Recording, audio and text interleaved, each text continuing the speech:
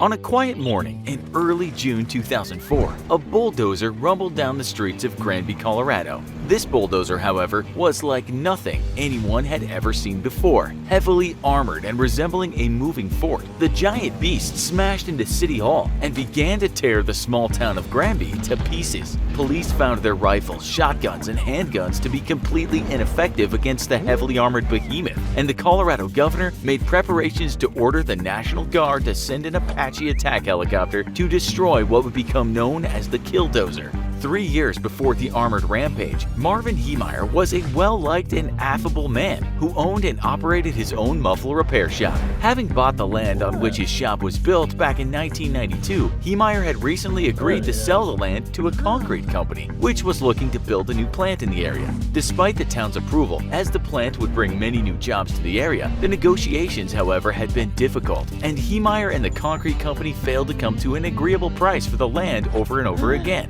Originally having bought the land for $42,000, Heemeyer agreed to sell the land for $250,000, only to change his mind and increase the price to $375,000. After more back-and-forth negotiations, Heemeyer changed his mind again and increased the price to nearly $1 million. The concrete company balked at this ridiculous sum, though, claiming that Heemeyer was simply being greedy and unreasonable. Appealing directly to the Granby Town Council, negotiations broke down completely when the city decided to approve the construction of the concrete plant on the land next to Heemeyer's muffler shop instead. Infuriated at losing the deal completely, Heemeyer appealed to the city council various times, claiming that the construction blocked access to his shop, which was proven incorrect. Instead of getting the approval appealed and a deal back on the table for himself, all Heemeyer managed to do was bring a city investigation of his property down on himself, which revealed that he had been dumping waste from an improvised septic tank directly into an irrigation ditch in lieu of paying to be hooked up to the city's sewer line. The city fined Heemeyer $2,500 for this and various other violations, and refused to hear any more appeals over the construction of the concrete plant. Heemeyer's greed, it seems, didn't pay off, and worse, it actually ended up costing him. This was the breaking point for Heemeyer, and something in his mind snapped. Rather than go on a shooting rampage, though, Heemeyer had other plans, and showing incredible patience, took a full year and a half to put his revenge plan into action. The city of Granby would pay, but clearly, a man of great ambition, Heemeyer made sure that his revenge would come in the most grandiose form possible.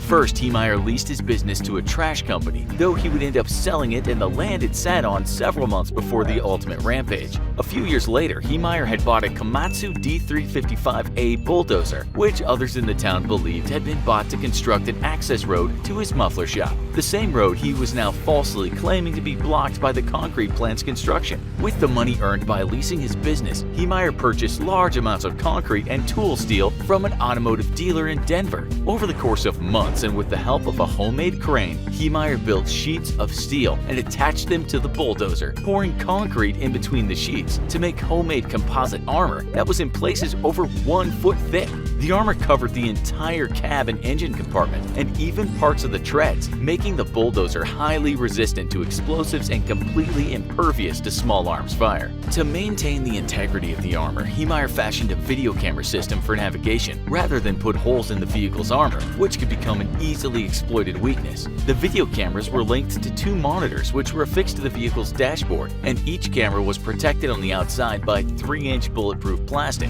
The camera housings were even fitted with compressed air nozzles that could be used to blow dust away from the cameras and maintain good visuals. The ingenious system mirrored the digital navigation system of many modern armored tanks and was made completely by hand in Heemeyer's shed. Once sealed inside, Heemeyer would be safe from anything but very high-caliber military weapons. Safe in his steel and concrete encased cocoon, Heemeyer would be free to rampage throughout the town as he pleased. For a year and a half, Heemeyer labored inside his garage to build his formidable Killdozer, and incredibly, was never discovered. Heemeyer himself was shocked at the fact that nobody ever discovered his plans, not just because of the sheer amount of metal and concrete he was buying and shipping, but because on several occasions, individuals had come into his shop and seen the giant metal and concrete beast in various stages of construction. According to writings discovered later by the police, Heemeyer wrote, "It's interesting to observe that I was never caught. This was a part-time project of 1.5-year time period," writing about his surprise in not being discovered, even with various individuals entering his shop and seeing the monster in construction, he said somehow their vision was clouded. Heemeyer had found a reason for why his visitor's vision had been clouded, however. Recording in various audio tapes that God had built him for the job, he said that it was God's plan that he had not been married or had a family so that he could be in a position to carry out such an attack.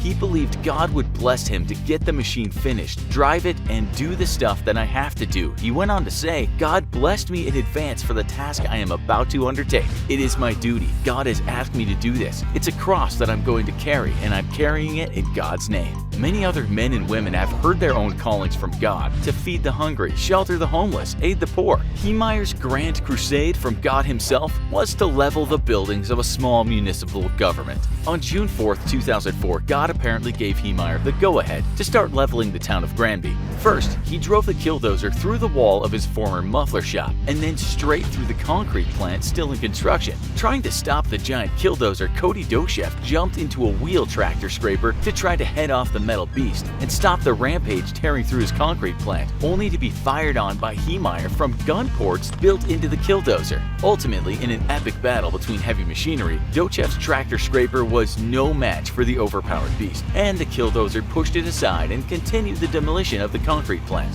Next, Heemeyer turned his rage on Town Hall, driving it straight through the building and causing catastrophic damage. Next, he turned on a local newspaper office, which had run negative editorials on Heemeyer's greed and the failed bid to sell this land, plus the ensuing denials of his appeals. Trashing the newspaper's offices, he then headed for a former judge's widow's home, taking out the small house and several other homes in the process. Despite appearing like a random rampage, every single business or home targeted by Heemeyer had some connection to his fight against the zoning committee. Police tried several times to stop the rampage, but shotgun and rifle fire simply bounced off the composite armor of the killdozer. Changing their tactics, they targeted the video cameras, hoping to force Heemeyer to end his rampage by blinding him. Yet still, their bullets were unable to penetrate the 3 inches of bulletproof plastic encasing each camera. For his part, Heemeyer returned fire with his semi-automatic rifle through various gun ports, but generally ignored the police's attempts to stop him. At one point, police officer Glenn Trainor rushed the killdozer and climbed atop it, hoping to find a way into the beast and stop Heemeyer. Yet there was no way in because Heemeyer had built an exterior armored shell that completely encased the killdozer, lowering it onto the dozer by crane back in his shop. Heemeyer knew that as soon as the armored plating was lowered into place, he would never be coming out of the machine alive. With options running out and fearful that the unstoppable killdozer would be turned on Granby civilians, State Governor Bill Owens made preparations for the National Guard to dispatch an Apache attack helicopter to neutralize the vehicle. Armed with Hellfire missiles, Apache helicopters are the U.S. Army's premier anti-tank weapon, with a single missile easily able to penetrate the top armor of any tank in the world. Afraid that the collateral damage from a Hellfire strike would endanger more lives, though, the plans were switched for a 2-man team to be dispatched with a Javelin anti-tank missile system. Fortunately for Granby, though, Heemeyer's killdozer had suffered some damage to its radiator and was leaking coolant.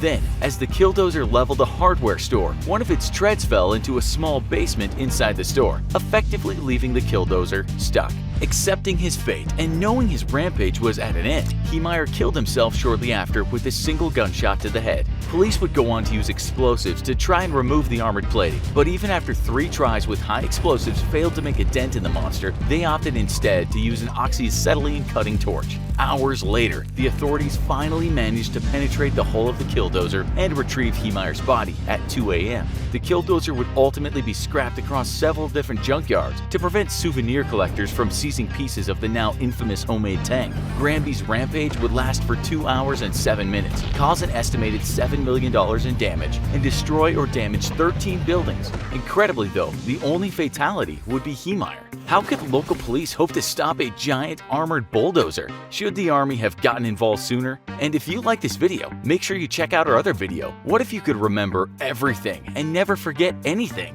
And as always, don't forget to like, share, and subscribe for more great content.